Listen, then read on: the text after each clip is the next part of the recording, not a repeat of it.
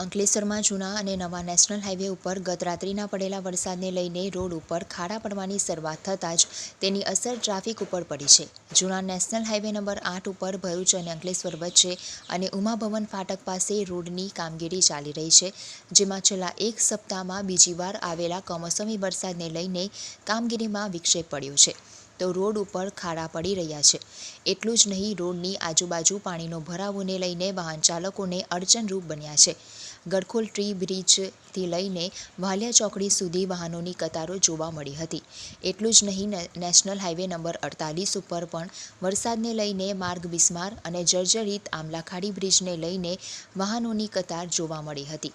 બંને તરફના હાઈવે ઉપર વાહનોની કતારને લઈને તેની અસર શહેરના આંતરિક માર્ગો ઉપર પણ ઊભી થઈ છે.